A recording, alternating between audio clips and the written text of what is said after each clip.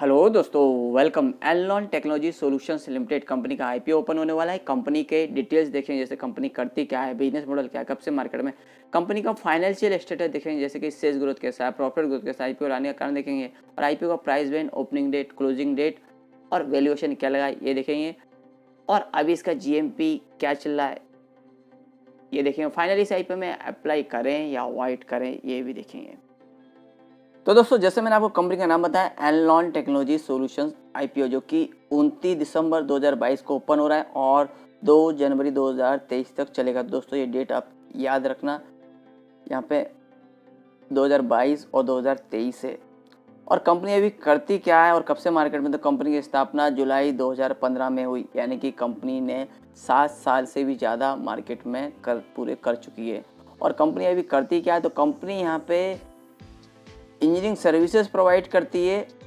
तो किन्हें करती है, मेजरली एयरपोर्ट्स और हाई राइज बिल्डिंग, यानी ऊंची ऊंची बिल्डिंग इमारतें रहती है इन्हें, और रिफाइनरी जो बड़ी बड़ी पेट्रोल डीजल की ये रिफाइनरी रहती है इन्हें अपनी सर्विसेज प्रोवाइड करती है। अभी क्या सर्विसेज प्रोवाइड करती है, तो दोस्तों एयरपोर्ट हुआ या बड़ी बड़ी बिल्डिंग हुआ या रिफाइनरी, यहाँ पे आग लगना या कुछ दुर्घटना होने पे उसमें भी यहाँ पे रेस्क्यू चलते हैं, आपातकालीन सेवा यहाँ सर्विसेज प्रोवाइड करती है।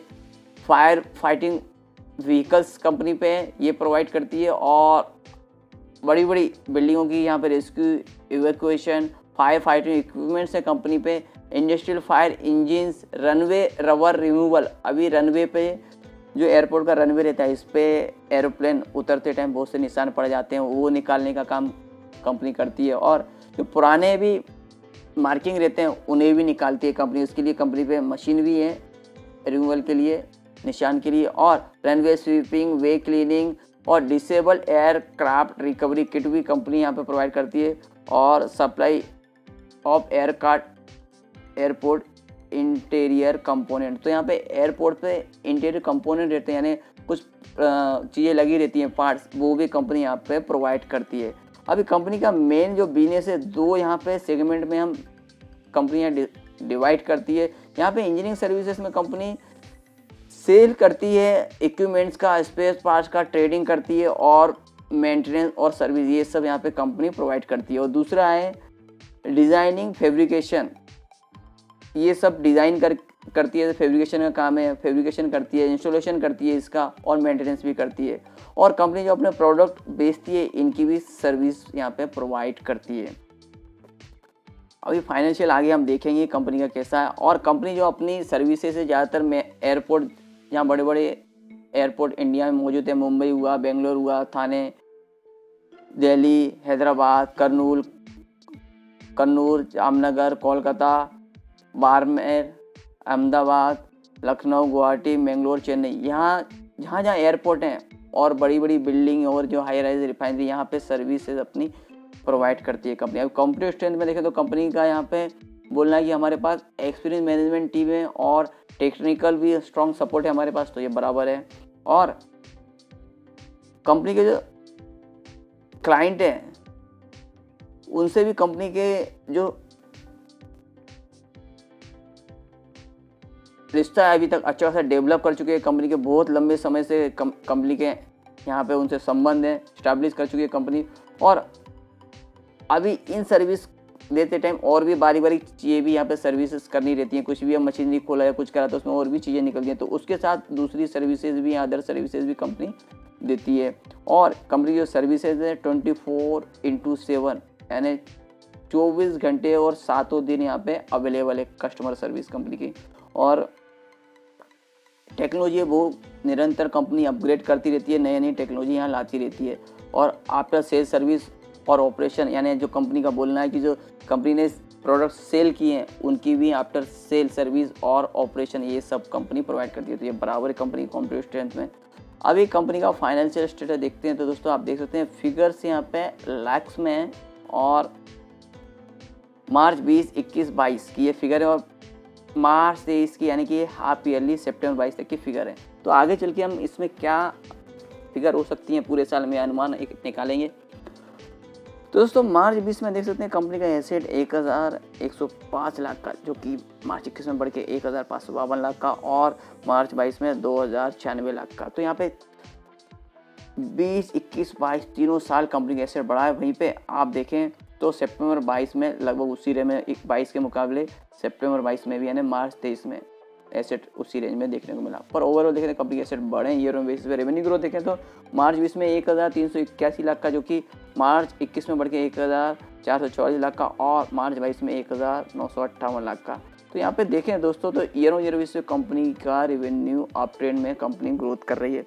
वहीं सितंबर 22 यानी हाफ ईयरली मार्च 23 1341 लाख का कंपनी का रेवेन्यू है, यानी कि मार्च 23 तक आते आते 2600 के करीब 2600 लाख के करीब यहाँ पे कंपनी का रेवेन्यू आता हुआ दिखेगा, यानी कि और भी ग्रोथ कंपनी यहाँ दर्ज करेगी। और कंपनी का प्रॉफिट देखें तो मार्च 20 में 68.54 लाख का, जो कि मार्च 21 में बढ़ के 7351 लाख का, और मार्च 22 में तो यूज यहाँ पे ग्रोथ देखने को मिले 242 लाख का, और सितंबर 22 में दोस्तों 239 लाख का, यानी कि मार्च 23 तक ये 500 लाख के करीब कंपनी का प्रॉफिट आता हुआ नजर आएगा। तो कंपनी का प्रॉफिट भी ईयर ऑन ईयर बेसिस पे ट्रेंड में। वहीं पे नेटवर्थ देखें तो 172.3 लाख का मार्च 20 में था, मार्च 21 में बढ़ के 245.42 लाख का, और मार्च 22 में 488.76 लाख का, और सितंबर 22 822.96 लाख का। तो नेटवर्थ भी कंपनी का बढ़ रहा है। रिजर्व सरप्लस देखें तो 171.3 लाख का मार्च 20 में था, जो कि मार्च 21 में 244.82 लाख का, और मार्च 22 में 487.76 लाख का, और सितंबर 22 में 412.46 लाख का। तो रिजर्व सरप्लस भी कंपनी के ईयर बेसिस पे बढ़ रहे हैं। कंपनी में कर्ज देखें तो कंपनी में मार्च 20 में कंपनी में ओनली 17.83 लाख का कर्ज था, जो कि बढ़ के मार्च 21 में 161 लाख का, और मार्च 22 में 580 लाख का, और सितंबर 22 में देखें तो कंपनी ने यहाँ पे थोड़ा सा कर्ज कम किया है। पर ओवरऑल देखें तो कंपनी पे अच्छा खासा कर्ज है, जो कि एक नेगेटिव पॉइंट है। ओवरऑल देखें तो कंपनी के यहाँ पे फाइनेंशियल अच्छे हैं और company year on year basis पे ग्रोथ कर रही है। अभी कंपनी का आईपीओ लाने का रीज़न, तो कंपनी को फंडिंग की रिक्वायरमेंट वर्किंग कैपिटल के लिए, तो यहाँ वर्किंग कैपिटल बढ़ाना चाहती है कंपनी, और जनरल कॉर्पोरेट पर्पस। आईपीओ जैसा कि मैंने आपको बताया 29 दिसंबर को ओपन होगा और 2 जनवरी 2023 तक चलेगा। फेस वैल्यू 10 रुपये पर शेयर है, प्राइस 95 से 100 रुपया पर शेयर, लॉट साइज 1200 शेयर्स का, इशू साइज 15 करोड़ का है, जो कि टोटल फ्रेश है, और issue type book build issue है। लिस्टिंग NSE से SME होगा, और QIB कैटेगरी के लिए 50% का अलॉटमेंट, जबकि NII जिसे में HNI कैटेगरी बोलते हैं 15% का अलॉटमेंट रखा गया है, जबकि रिटेल कैटेगरी के लिए अच्छे खासे यहाँ पे 35% का अलॉटमेंट रखा गया है। और कंपनी के प्रोमोटर्स में श्री उन्नी कृष्णन नायर जी और श्रीमती बीना उन्नी कृष्णन नायर जी, ये कंपनी के प्रोमोटर्स में। और टेंटेटिव टाइम टेबल में 29 दिसंबर को IPO ओपन, 2 जनवरी तक चलेगा, 5 जनवरी 2023 को अलॉटमेंट मिलेगा, और 6 जनवरी 2023 को जिन्हें अलॉटमेंट नहीं मिलेगा उनका पैसा रिफंड होना स्टार्ट हो जाएगा, और जिन्हें अलॉटमेंट मिलेगा उनके डीमैट अकाउंट में शेयर 9 जनवरी 2023 को क्रिएट होंगे, और 10 जनवरी 2023 को लिस्टिंग है। तो ये डेट आप याद रखना। और लॉट साइज, इसमें हम जैसे रिटेल इंडिविजुअल इन्वेस्टर कितने अप्लाई कर सकते हैं, तो मिनिमम 1 लॉट और मैक्सिमम भी 1 लॉट। 1 लॉट में 2200 शेयर्स, इसमें 1,20,000 अमाउंट इन्वेस्टमेंट मिलेगा। दोस्तों देख सकते हैं 1.25 लाख के करीब आपको इन्वेस्टमेंट मिलेगा, तो यहाँ पे रिस्क अच्छा खासा है। और HNI कैटेगरी में हम 2 लॉट जिसमें 2400 शेयर्स रहेंगे, 2,40,000 अमाउंट इन्वेस्टमेंट कर सकते हैं। और IPO में IPO के पहले प्रोमोटर्स होल्डिंग 94.55%, IPO के बाद का फिलहाल अपडेट नहीं है।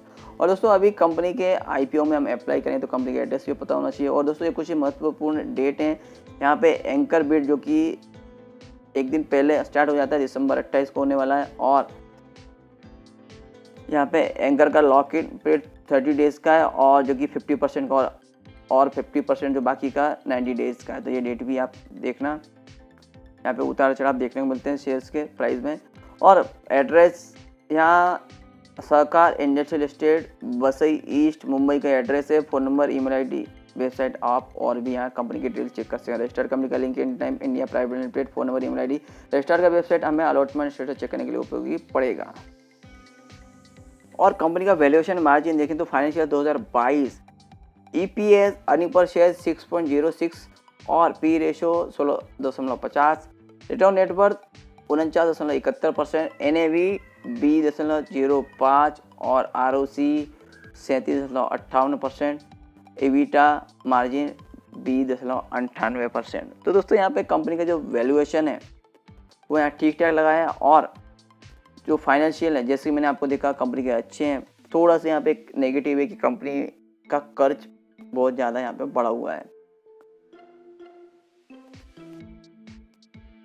और दोस्तों अभी जीएमपी अपडेट देखें तो दोस्तों देख सकते हैं यहाँ पे, जहाँ 23 दिसंबर को 30 था और 24 दिसंबर को यहाँ पे कम हुआ, तो यहाँ पे मार्केट गिरा हुआ, तो यहाँ पे भी इसका जीएमपी पे भी इम्पेक्ट होता। और लिस्टिंग पे तक भी मार्केट की क्या परिस्थिति है, लिस्टिंग डे पे क्या परिस्थिति है, उसका भी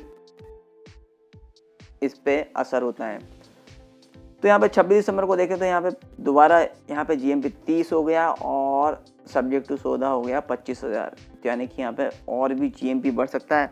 और कंपनी यहाँ पे एक बोल सकते हैं एक इकलौती कंपनी है इंडिया में इस सेक्टर में, जो कि एयरपोर्ट की यहाँ पे रख रखाव व सर्विस देने में काम करती है। तो यहाँ पे आगे चल के और भी एयरपोर्ट बढ़ेंगे और कंपनी की सर्विस और भी यहाँ पे बढ़ेगी, तो यहाँ पे कंपनी का यहाँ पे रेवेन्यू ग्रोथ, सेल्स और भी अप ट्रेंड में जाता हुआ दिखेगा।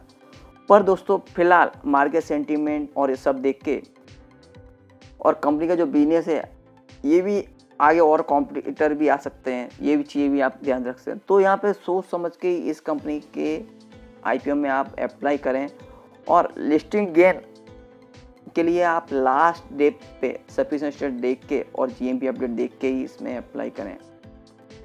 तो दोस्तों और भी आईपीओ आ रहे हैं और भी अपडेट आते रहेंगे। अपडेट के लिए प्लीज़ लाइक शेयर और सब्सक्राइब माय चैनल।